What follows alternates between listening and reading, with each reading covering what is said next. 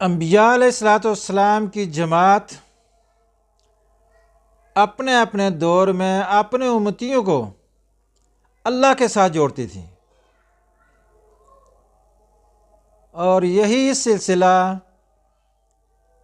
نبی محتشم علیہ الصلوۃ والسلام کے بعد صحابہ کرام رضوان اللہ تعالی علیہم اجمعین، تابعین، تبع تابعین، اولیاء امت اس سلسلے کو آگے چلا رہے ہیں کہ تزکیۃ النفوس کیا ہے؟ دل کی پاکیزگی۔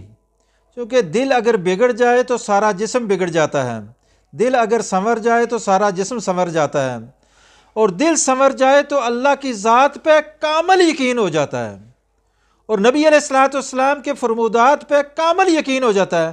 بلکہ میں تو کہتا ہوں مشرکین مکہ کیسے لوگ تھے وہ؟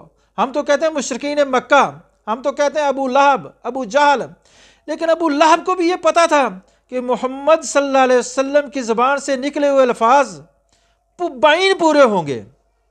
لیکن آج ہماری کیا کیفیت ہے؟ سوچنے کی بات ہے، اور ہمارے یقین کی کیا کیفیت ہے، اور اسے اندازہ کر لیں کہ ہمارے ایمان کس درجے کا ہے۔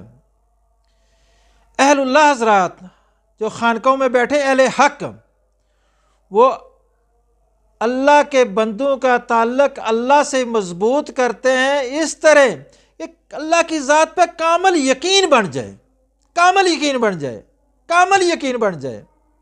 جب اللہ کی ذات پہ کامل یقین بن جاتا ہے نا، تو پھر آدمی جو اللہ سے مانگتا ہے اللہ وہ عطا کر دیتے ہیں، اللہ وہ عطا کر دیتے ہیں۔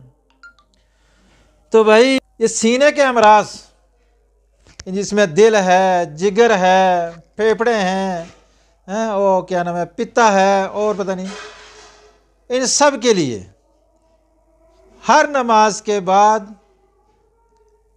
سورۃ عالم نشرح ایک بار اول آخر درود شریف یہ سینے پہ ہاتھ رکھ کے 3 بار 5 بار یا 7 بار پڑھ لیں تکلیف کے حساب سے۔